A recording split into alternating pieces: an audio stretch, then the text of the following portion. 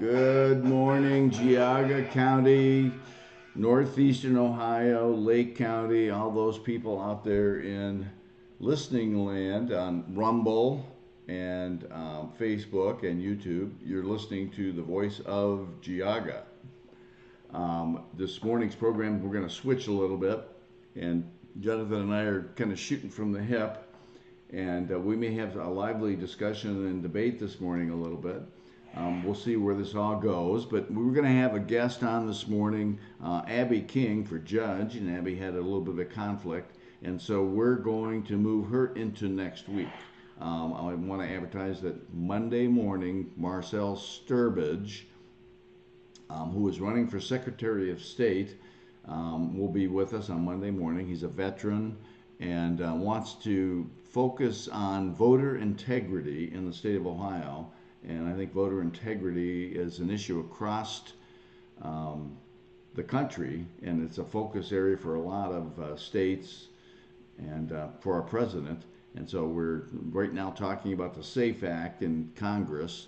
And if you can do anything at all today, if you're just waking up and you're getting your cup of coffee and you're looking for something to do, call John Husted, Senator, and ask him to get on board with the SAFE Act. I'm not sure where he's on that. Bernie Moreno is on board with that. But we need our senators to get off their duffs and do what's right and require a voter or an ID, a picture ID, and other and IDs that are dependable.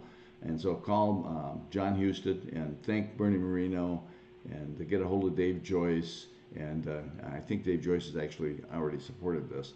But the SAFE Act is important. It's the vast majority, 80% to 85% to 90% of the people across the country believe in having voter IDs, and we ought to be supporting that 1,000%. So I have not gotten my live stream up yet. There it is for Rumble. So if we got some people. Yeah, we'll keep eyes on that. Hey, There we Skip, go. I've pulled up John Thune's contact information. I would suggest, what do you think of encouraging people to contact John Thune as well? I think personally, based on everything I'm reading, it's Senator John Thune mostly that's holding things up. And just in case you're so inclined, the phone number is 202-224-2321 to contact Senator John Thune and encourage a vote, getting the SAVE Act onto the floor and for a vote. That number again, 202-224-2321. So yes, and John Thune is absolutely a problem. I think there's an organization called the Freedom Caucus, and I don't know what the issue is for Dave Joyce, and this is not a shot at Dave Joyce or attack on him, but for whatever reason he's been very reluctant to join the Freedom Caucus, and they're the one caucus within the Congress which is really kind of America first, and upholding doing the right things in Congress. Now it's on the state house side, or the state, or not the state, the federal, our congressman, our representatives side. But I think there's also a Freedom Caucus in the Senate, and that is who is really pushing the SAVE Act. And so we had to jump on board with the Freedom Caucus and with this whole organization, where we're asking John Husted to join up with the Freedom Caucus, because they're really America first, and promote good legislation. And the SAVE Act is a really good piece of legislation, at least from my perspective. And I'm getting a lot of people on Rumble right now saying good morning, good morning. So good morning to all you on Rumble, Facebook. We got a good number of Facebook followers this morning. And so anyway, that said, if you want to call into the program, we're kind of shooting from the hip a little bit this morning. We had a robust discussion before everything began, and we may touch on that topic a little bit. But you can call us at 440-946-9468. You can email us at voiceofgeauga@gmail.com. This program is brought to you this morning by Great Lakes Outdoor Supply, purveyor of all things fun from a sporting goods standpoint. And we also have a new sponsor, VFW, and I'm forgetting, and I apologize to the VFW and to the Legion exactly who's included. I know it was VFW and Chardon, VFW. Jonathan, do you remember that? In Middlefield. Yep. Middlefield, VFW, Middlefield, and the American Legion. and the American Legion in. Do we know Uh, location? I believe that is also the Middlefield. Is that the Middlefield American Legion? We need to double check our notes. These are new sponsors. We're very proud and happy to have them as sponsors. And we're Just talking. I was just talking yesterday to another sponsor, possibly, who'll be coming on board. oh, great. And so we're things are picking up, and as a result of that, I'm going to share something fun with our listening audience here shortly. But anyway, if you want to be involved and you want to help this program to succeed, then get a few more sponsors on this program and help us to pay the cost of each program. And so we'll be able to talk to you every morning as you're getting your coffee, getting your day started, and give you some fun, give you some information. And we often say where you're going to be informed, entertained, and enlightened. 5 days out of the week, 7 a.m. to 8 a.m. Tell your friends, by the way. Have them follow us on Facebook, Rumble, and YouTube, and spread the word, the good word about the Voice of Geauga, because we are providing good information to a lot of people. So with that said, I'm going to share something kind of fun this morning. Actually, I think it's funny. Both Jonathan and I were vilified here in the mail. We're running for we're running for Central Committee, and it's everybody who listens to this program. Anybody who's followed me since I moved to Geauga County 20 plus years ago knows my conservative bona fides. I don't hide myself.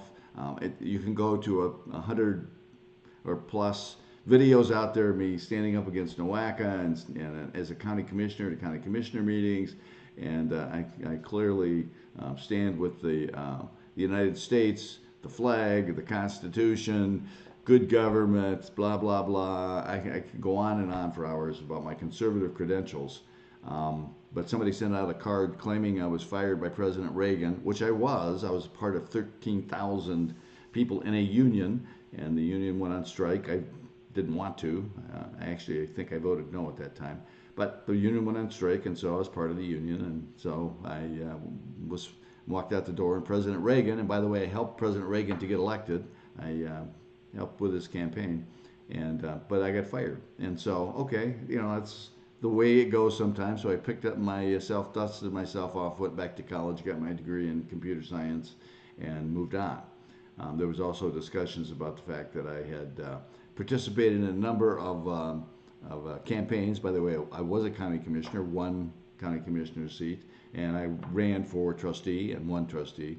And but they focused on sometimes when I got involved with campaigns, because I believe there should be opponents when somebody is running for a seat. And so getting engaged in the political process is nothing to be embarrassed about. People should get engaged. We just had Nikki Frenchco on, who's running for Congress. It's a long shot at best, but God bless her for getting in the fray, and it toughens and strengthens the people in office when you challenge them and challenge what they're doing and all that kind of stuff. So I had a few losses. Big deal. President Lincoln lost a bunch of times before he got elected, and so we're vilified and called losers because people do not like what we're talking about on this program and in the newspaper that we recently put out. And so I think it's hilarious because the people that do this clearly expose themselves for their lack of honor and integrity. And if you're listening, and that's quite likely that the person that or people that are involved in sending out that communications to people in our community are listening to this program. If you're listening to this program, boy, you make me laugh. Your card is like, people look at that and they're going to say, this is ridiculous. You just expose yourself for the goofballs that you are, and so I laugh at that. But with that said, I don't know if you have a comment on Jonathan. I just had to share that with our listening audience this morning, some of the people on Rumble, it is we get under people's skin because we just try to purvey the truth and get the word out there and talk about good conservative values and ideas and concepts and all that kind of stuff. And so I don't know if you have a comment on it. I just had to bring that up because I chuckle at it. Yeah, no, I had the same chuckle. And when I discovered that you and I both had received similar postcards in the mail claiming that we are liberal of all things. So clarifying, Skip and his precinct received a postcard in the mail claiming that Skip is a liberal, and in similar fashion, there's a postcard that went out in my precinct. And keep in mind, this is a volunteer position. Skip volunteers this time to serve on the county Republican Party. Same with me. I have a volunteer role, and yet somebody paid some probably pretty big money to send out a postcard trying to smear me as a liberal. We're coming up on a break. That number again to call in and join the conversation, 440-946-9468. We're just sort of talking about all things Geauga and U.S., and we'd be happy to answer questions and engage with our listening audience. We'll come back with more on the other side of the break. Every corner of the city, till I'm wheezing like a bus stop, running up the stairs, gonna meet you on the rooftop.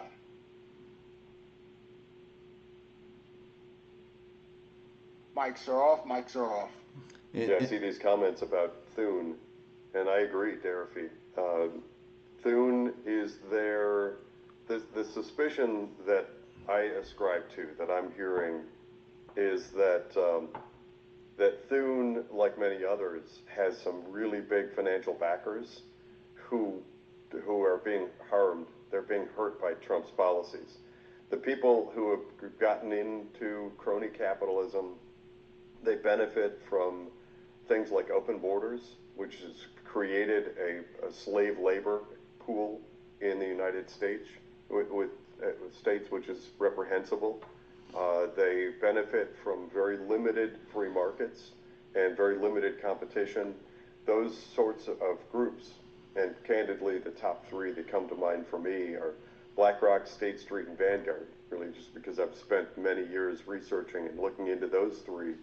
They're not alone, but those types of organizations have huge money to throw into the campaigns of people like Senator Thune, either directly or indirectly. And when it comes to passing the bills that will right the ship in America and bring back free and fair elections and bring back election integrity, they don't want it. And I believe they are motivating Thune and others to block this stuff and not codify Trump's actions. They're hoping to crush him in the second half of his term. I think that that's what's taking place. I actually talk a lot about that on my Substack, on my Unwoke Academy. It's not just the mechanics of it, but also the money behind it. Follow the money. Pressure campaigns on politicians, some of it can be fairly easily tracked. What do you think, Skip? Absolutely. And, as much as I want to think that our political system is not corrupt, it really is in many ways.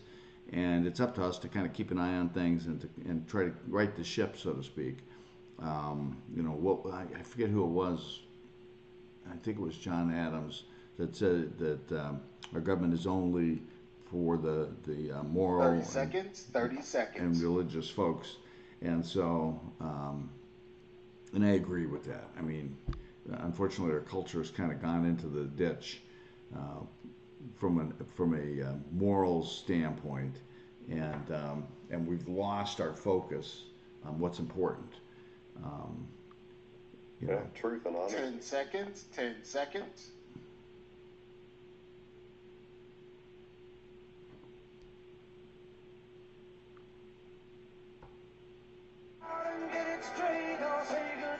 All right.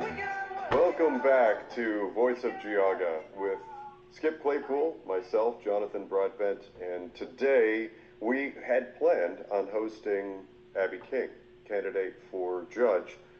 She had a conflict at the last minute and is rescheduled. Stay tuned. I believe we'll be trying to get her on the program next week. And speaking of next week, mark your calendar for 7 a.m. Monday morning. Marcel Sturbich, candidate for Ohio Secretary of State, will be joining us on Voice of Geauga.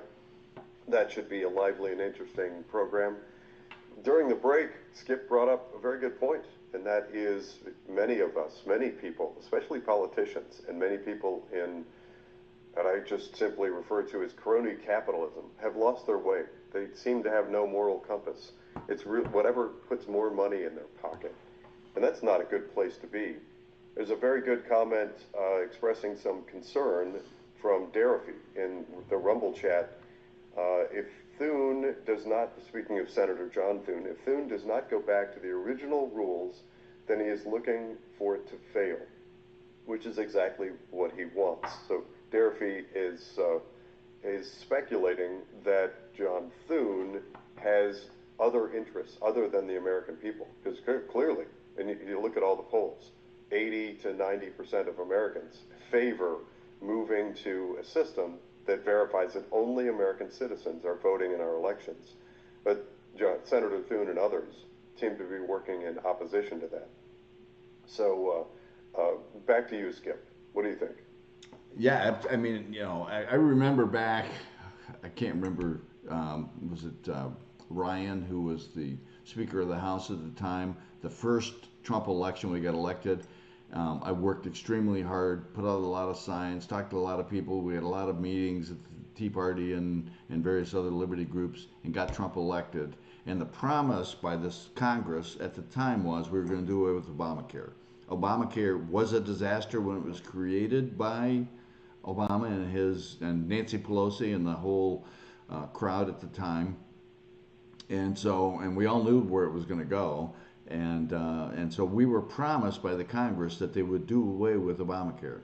And they fought Trump. He wanted to, he tried, he pushed for it, but the Congress pushed back on it and never got that happen. Now our current Democratic regime within the ridiculous goofballs that are in the Democratic Party today. They've always been in the Democratic Party, even through the Biden administration. Keep touting, oh, we're in a crisis with healthcare. Well, guess what? You created the crisis, and now you're complaining about it. But that's what Democrats do. And so they create crises so they can divide people and so they can establish power. That's what tyrants do. That's what Castro did to create Cuba and the situation. If you look at history, that's what Stalin did. In Russia, that's what Mao did. In China, they pushed and pushed and pushed to overthrow the existing governments using division as their tactic. And then what happened? In China, some 60 million people were killed. They sent people away to education camps, and all kinds of nasty, terrible things happened. Well, why? Because people of that bent just spread nonsense and then upset society, and it's only for their own benefit, power and money and all that kind of goofiness. But can I interject something there, Skip? Sure, go ahead. So you're talking about Obamacare and that push from those Congress people that we got elected, and the promise that they were going to go and work to repeal Obamacare and bring us back to a good healthcare system that allowed access to all. We were lied to across the board. That whole thing, and Nancy Pelosi, we remember, you've got to pass it to learn what's in it and all that. It was a disaster from the get-go. But back to the follow the money principle. A lot of people are now becoming aware that and I've reported on this, I've actually shown some illustrations, from 2010 through 2024, the profits of insurance companies in the United States skyrocketed. Absolutely skyrocketed. The profitability in the mega hospital systems, they make so much money, hand over fist. They made so much money that they couldn't figure out what to do with it. They couldn't buy stuff fast enough, building buildings and gobbling up other smaller hospitals. That happened as an offshoot of Obamacare. It created crony capitalism. It created a non-compete environment where there was no marketplace competition, and just a few insurance companies and a handful of mega hospitals made huge money. So my point is, follow the money. Obamacare was not repealed. Skip, to your point about all the promises that were made, it was not repealed and it was not replaced because there are a good number of very wealthy people that were getting rich off of it. Yeah, absolutely. And we could do a whole program on healthcare and the issues with healthcare. I grew up at a time when you paid your own bills. I mean, there was no Medicare, there was no Medicaid. My dad worked his butt off. I had an appendix situation. I had to have my appendix out, and he just paid the doctor. I mean, you had a relationship with your doctor, and so the doctor had a relationship with the hospital. He wasn't an employee of the hospital. He had a separate practice, but he had a relationship, and all doctors did at the time. And so healthcare was not impacted by government. The minute you bring government into the picture, hospitals and doctors see deep pockets, and right away costs go through the roof. So it's not market driven, as you said. Um, you're actually taking capitalism out of it when you consolidate all these large hospitals together into one big behemoth. Then you get poorer service, less competition, and that's the problem we have across this whole crony capitalism nonsense. Is you get government involved. Same thing with education. And when the Department of Education decided to take over the loans versus going to banks, and they bugger up the whole education system because the government sees, I mean, the schools see deep pockets, and so they change their whole program to orient itself to making more money versus educating kids. And that's a topic Jonathan and I got into a little bit this morning, and we're probably in more agreement than disagreement. We have one little area of disagreement, we'll get into that a little bit on education. But the same thing happened with education back during what was it, the Bush administration, or was it the Carter administration? Who started the Department of Education? I forget the administration that started. I think it was Bush. Oh, no, it was before Bush. So, but regardless, the Department of Education came on board, and government thought that it was going to be the savior for education. By the way, I have a test that goes back into it was the 1800s. A test in which the kids were asked a whole series of questions. Well, crap, these are questions that any adult today would have a hard time answering in terms of geography and math and science, the science of the day, and so forth. And this test was really difficult, and that was a test that was given to high school students, and they were expected to have the knowledge necessary to pass that test. And then we look at what our kids are being asked today, and Jonathan and I were having a robust conversation before this program began, and the standards by which we measure our kids, generally speaking, have diluted. And they've diluted because, for the most part, we've got this namby-pamby society today that doesn't want to hurt people's feelings. We give trophies for participation and all that goofiness that softens our kids. It softens our adults, for that matter. We can't have a robust conversation like Jonathan and I were having before this conversation. We're friends. We're going to stay friends. We could disagree on things and still be friends. But oh my God, if you have any disagreement, I've had people walk away from me. Now I have a number of Democrat friends, and we get into robust conversations. Some of them won't even talk to me anymore because they just don't know how to have a debate or a discussion. But that lack of spine or ability to have good open debate and discussion, and which makes things better, is softened our society. And we can't even say, there's certain words we can't even say. I can't even say on the air the N word, even in a context of having a discussion about what that means, without fearing that somehow somebody's going to come after me. It's just it sickens our society. We should be able. We live in a country that has First Amendment. We should be able to say anything we want to and have a discussion and debate. You can gauge people by what they say, but no, we can't do that. It started, the whole PC thing. We're coming up on a break. Sorry to step on your toes there, Skip. the whole PC thing, I mean, I don't know that it started with N-word, but it fomented there. And that has everything to do with the intention of creating and fostering a racial divide, pitting white against black. Is constantly that, has to be that strife and pressure.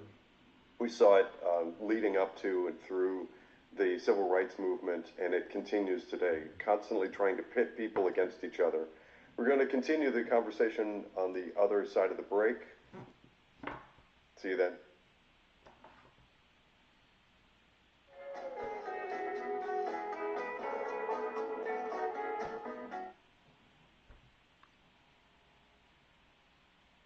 Mics are off. Thank you, Nana Sherry. I see that it was Jimmy Carter. I was thinking Jimmy Carter at the time because he did a lot of goofy things. He was a Democrat, of course, and thought he was going to save the world. And so, by the way, if you're listening, and I believe that the people that put the card out on Jonathan and I, which I just chuckle at, they're probably listening this morning. I think you ought to be a little concerned. I turned in yesterday a complaint to the post office because there were some things wrong with the indicia and so forth on that card, and that happens to be a federal offense. And so they're doing an investigation today. I'll be hearing back from them on that investigation, I hope, in the near future. So you have to be careful when you put groups on there. If you're putting out a politically oriented card, you first of all have to have a disclaimer. And that disclaimer has to be tied to a real organization, not a fake organization. And that indicia has to be owned by you or somebody who's your printer company. And so, that's something you have to be very careful about. And I'm going to just put the word out to you, give you a heads up. You may not be as happy with how this goes as maybe you thought you were going to be. And by the way, I think Jonathan's got an opponent. My opponent pulled out of the race in the Central Committee, and so all I need is one vote, and I'm in there. So, for all that money you might have spent to send that mailer out, it accomplishes nothing other than make you feel good, and I hope you feel good about vilifying good people. So, mine's actually cracking me up, and I think I'm going to frame it. I've never imagined that for a volunteer position like county central committee, somebody would plunk down big money to send out a full color postcard.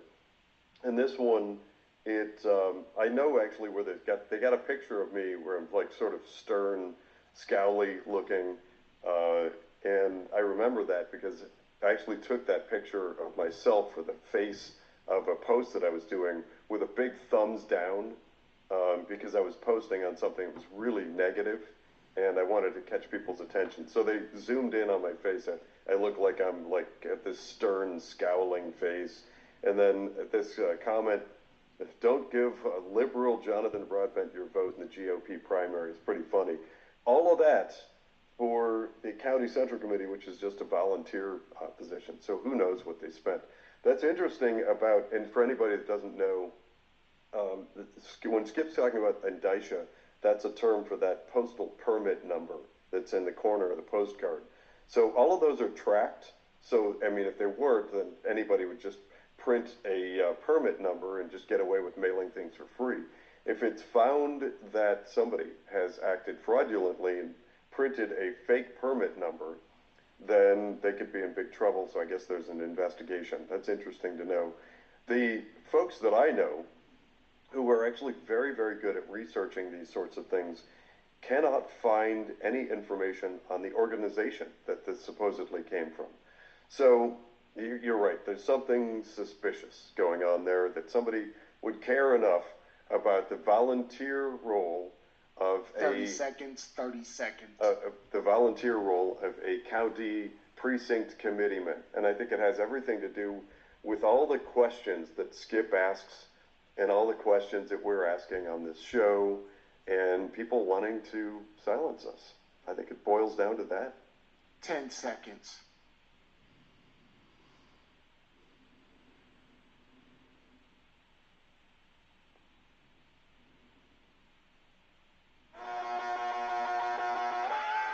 Well, Welcome back to Voice of Geauga with Skip Claypool, myself, Jonathan Broadbent, and today we are just speaking a little bit off the cuff. We did not have our planned guest join us this morning.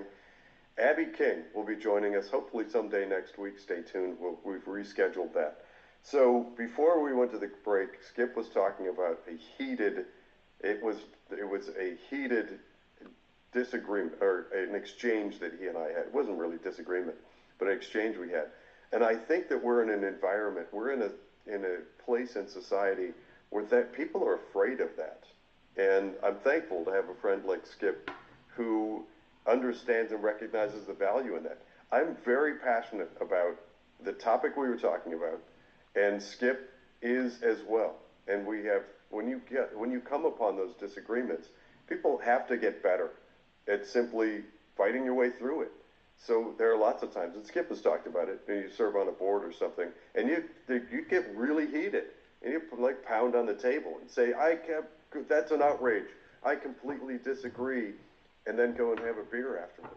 You have to be able to get to the point where you can do that to function as a society, especially on things like board. And I'm going to bring that back around to the thing that led to the postcard, at least on its face, and that's County Central Committee. Think of the County Central Committee for the Republican Party, kind of like the board of directors for the Republican Party in Geauga County. Skip and I both serve on that, and again, that's a volunteer role. And there are all kinds of issues, and there are a lot of people that represent the county. There are, what do we have, 79 now, this upcoming cycle? Yeah, so there will I be think it's 79. 79 people. But picture 79 people meeting periodically to talk about what's happening in Geauga County, and it really any issue, anything, and everything can come up. There has to be room for people to talk and disagree and battle things out. And sure, sometimes things are going to get heated. I completely disagree. Let's think about vetting a political candidate or trying to hold an existing political candidate accountable for their actions. There will be people who will say, I think that's an outrage, and that they should have the breathing room to express themselves, and you can disagree with them, and then eventually there's a vote and people move on with their lives. Let's get back to the type of society that allows for that sort of thing, I say. So that was my 2 cents on the conversation you and I were having before this show started. But getting back to where we stand with, Skip was talking about the softening, the weakening of our academic proficiency standards. And just recently, within the last, I want to say 3-4 years, Harvard did a test. They did an exam. They pulled out a Harvard entrance exam from, I want to say it was mid-1950s. It was a 1950s era entrance exam for Harvard, and gave it to today's current high school seniors. And there was a catastrophic drop in proficiency. The number of current American high school seniors who were able to pass this test was astronomically lower. And that's also evidenced in the number of current kids going into college from U.S. schools who have to take what are called remedial courses. That just means catch-up work in order to be able to be ready to start college. What do you think about that, Skip? Did you stumble upon that Harvard test that was done a few years ago?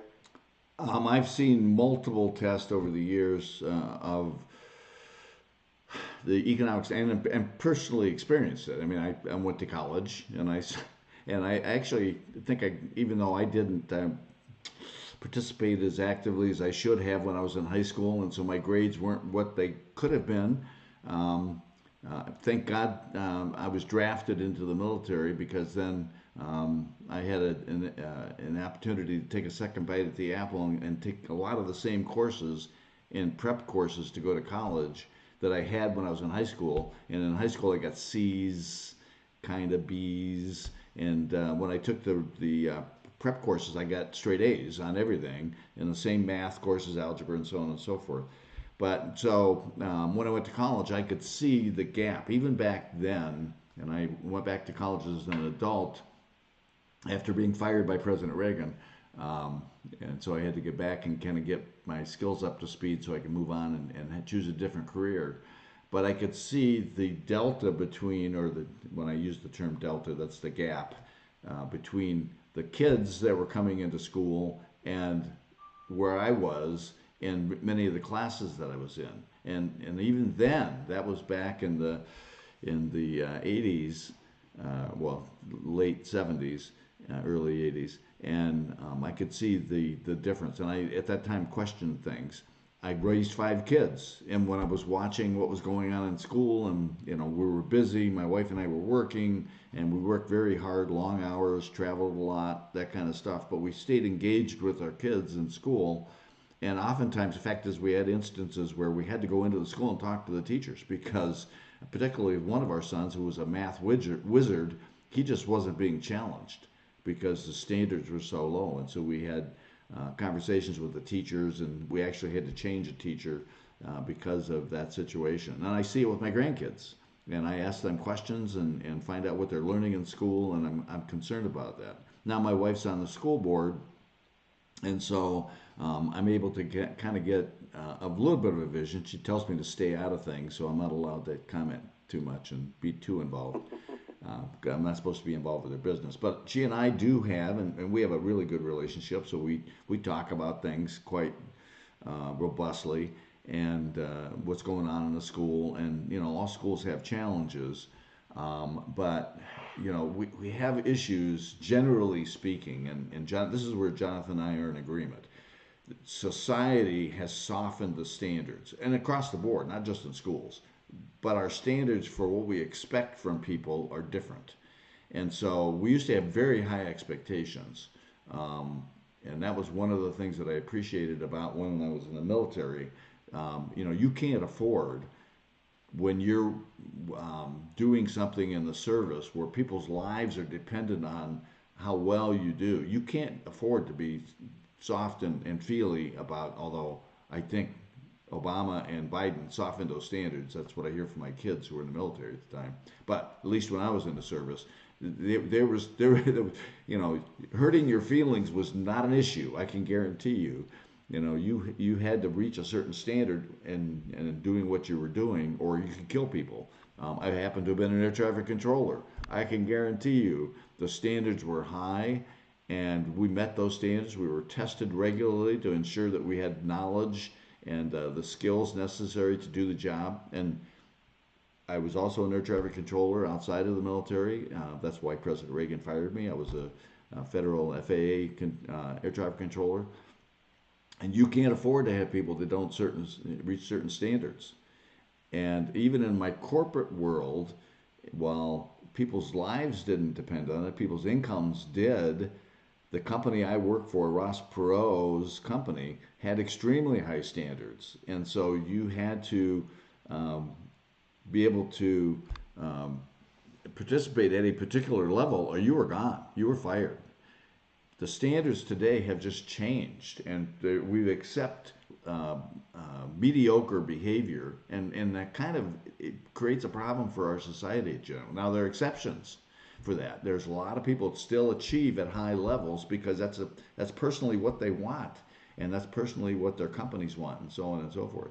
And so, but generally, at least in my opinion, society has kind of reduced the standard or the expectation in terms of what they're expecting for people.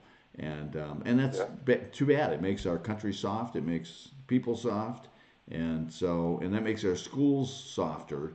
Now, where Jonathan and I maybe disagree a little bit is that there are schools that do seek to try to overcome the barriers given to them by Ohio Department of Education and the federal Department of Education. They impose through the grant money that they give them certain constraints, and that's why you have to be real careful about grant dollars you take.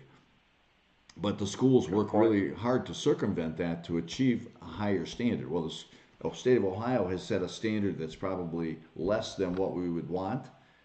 The schools oftentimes try to exceed that. There are exceptions out there. Not everybody's the same. If you go into Cleveland and some of the inner city schools, they have huge challenges from a societal standpoint. And so it's harder for them. Plus, maybe some of the teachers aren't, don't have the same mindsets and so forth. So I'm not willing to say that all schools across the board are not attempting to achieve, because I think they are. Some of Skip, them. So. if I could interject, we're coming up on a break, but just a few things to interject. One is there are examples of school districts out there. They're ambitious people have come in and actually had a positive impact on academic performance and been told to cut it out, because if they do that successfully, the amount of money that they get as a district gets cut off. So there's actually financial incentive not to do well in school districts. The number of IEPs, for instance, and 504 plans for students actually means more money in, and that is a corrupted system. We've got some great comments. I would 1 minute coming up on break, but we've got Nana Sherrill, who says they need to go do away with the one-size-fits-all test, go back to graduating according to your GPAs, go back to the Stanford and Iowa achievement tests that show weakness and strengths. The problem we have is too much government in the schools. That is a great point, and goes on from there to talk about it was actually Reagan who brought in the No Child Left Behind. That actually recently I've attached the nickname to the newest thing being done in Ohio and elsewhere, Whole Child Left Behind. That's a little play on words there, because Ohio has rolled out this Whole Child program, which is a catastrophic nightmare. It's a follow-on to Common Core, only worse. We'll talk about this and more issues when we come back on the other side of the break.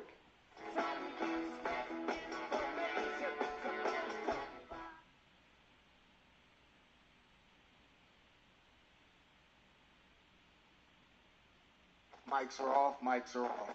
So I'm good, and Jonathan, when we get back, I want to bring this up too. For the people that are listening right now, I'm getting some emails. There is a QR code on our screen now for you to join our newsletter.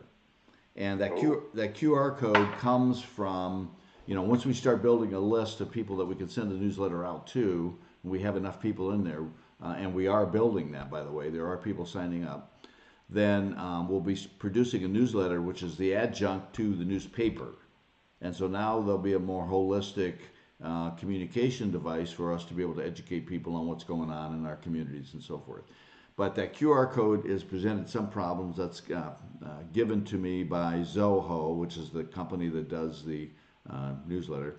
And I'm showing you what it looks like. I just did the QR code because I've got that screen pulled up on Rumble. So our Rumble audience, looks like it's working fine. Yeah, well, there's a Captiva thing on there that gives some people problems. The QR code itself works fine. Filling out the form works fine. I may take that Captiva thing out. That's a test so that bots, non-people can sign up for the newsletter or create issues with the newsletter. So that's in there as a screening device to ensure we've got people signing up. And that's a little fritzy. I had a little problem with that myself. I had to go through 3 times and enter that as 30 seconds, 30 seconds. So, but don't give up on that. QR code works. I'm getting people's names. Sign up for the newsletter so you'll be able to get communications from Voice of Geauga. And I want to tell people that in the public. But it is working. We are working toward growing and changing and improving. 10 seconds, 10 seconds. Here you go.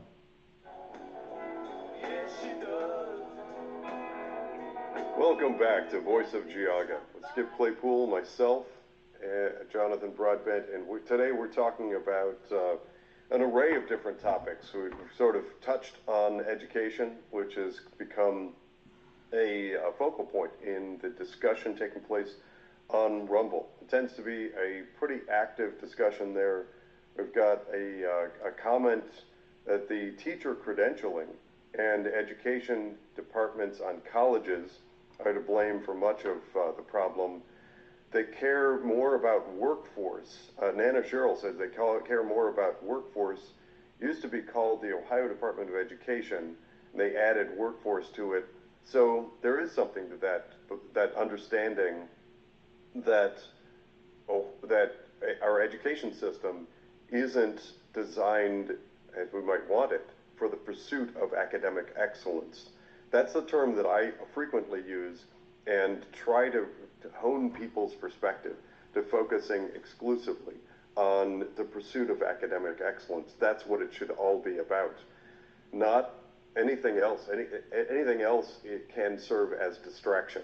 And when you start to put together the spend, how much money we're spending on education, and the impact that that has on people, coughing up huge property taxes and those sorts of things in order to cover the astronomical expense of education right now, then look at the result and the fact that Ohio is not doing what it could be doing, what it should be doing in education. We have, I sort of loosely, jokingly refer to it as last place most expensive. You have very expensive schools that are falling way behind, and that's a nightmare scenario. We have Cheryl actually calling in. Cheryl from Wycliffe, you're on with Voice of Geauga. Hi, good morning. How are you? Good morning. You know, it was Ronald Reagan who once said that the federal government has no business in public education. So when the federal government decided to initiate the U.S. Department of Education, I believe, is where all the problems began. All right? When you have superintendents saying, well, if children are having a hard time passing this Ohio graduation test, we can give them easier tests and help them so they can pass. Right.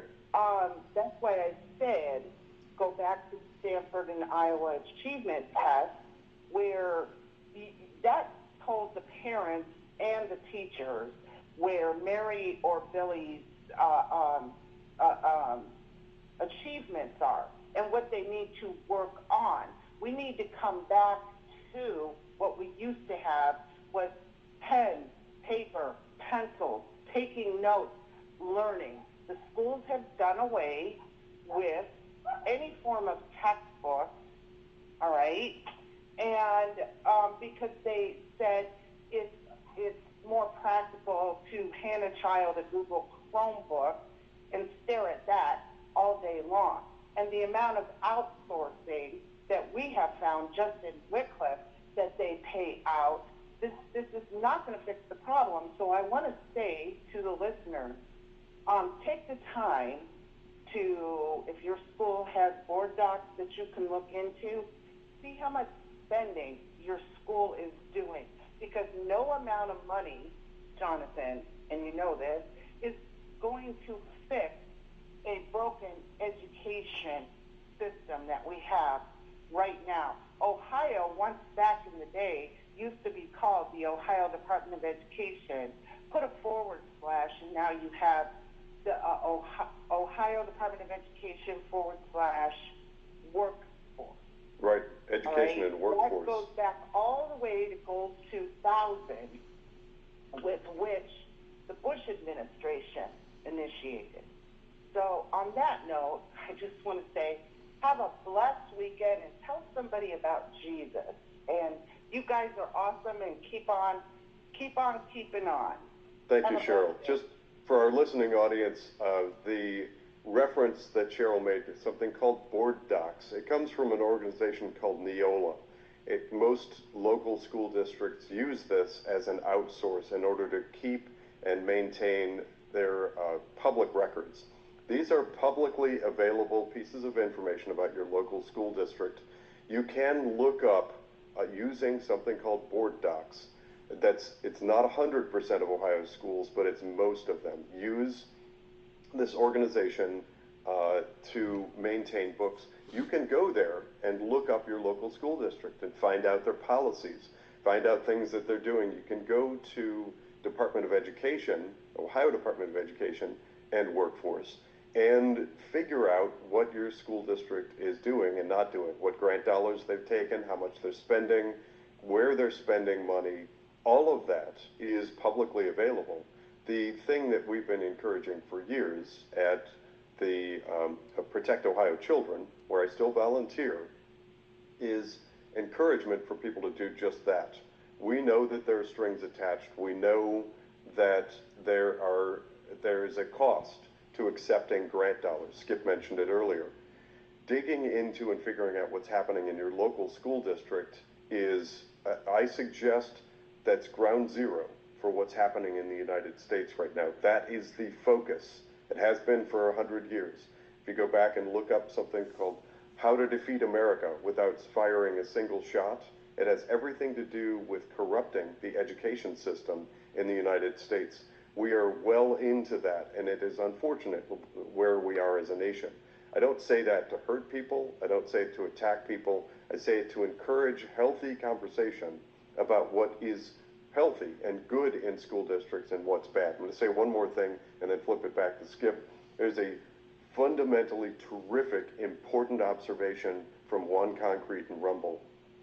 Social emotional learning, often referred to as SEL, is a concerning aspect of our school systems, including public and private. SEL has invaded, it is cancerous, it is, I can't even begin. We could do a series of segments on it. We have a series of spotlight recorded YouTube videos available from Protect Ohio Children on what SEL is, where it comes from, and what its intention is. Please inform yourself. Back to you, Skip. Yeah, and let me key off of that because that's another area of agreement for us. SEL is and Common Core, and a lot of these, the DEI issues, and they just keep changing the names. They do the same thing, and then they change the names. Are a corrupting influence in our schools. But there is hope. I mean, I'm not quite without hope. And one of the things that I pushed back on when I was a county commissioner is at one time Geauga County had an educational board. It was a county-wide educational board. And what the boards did or do is take guidance from Ohio and then present that to the schools. They're supposed to be a resource for the schools. And so there was an effort to regionalize that, and that happened. I fought it. I didn't succeed at fighting it, and that happened. So now we've got a regional board, and those regional boards influence the schools by providing the programs, the SEL programs and the Common Core programs and all that, and they try to promote those into the schools. And they do that now. We have some people on that regional board which are in our camp and try to push back on some of that SEL stuff. Oftentimes what the state provides is not mandated, it's guidance. But schools see it and the regional boards see it as mandated, even though it's not. And so part of what's happened, and I'll use West G as an example, we've elected different board members. Those board members are now trying to peel the onion back and look at what's required versus what is optional, and even the stuff that's required, how to mitigate the harm that's done. And so there are exceptions out there, and people who recognize the problem, the challenges government imposes. There are exceptions. Step on your toes. We're coming up on the conclusion. I hope for your family's sake you're able to find good exceptions. We can't end the program. We're going to continue, Jonathan. It's too important. Sorry.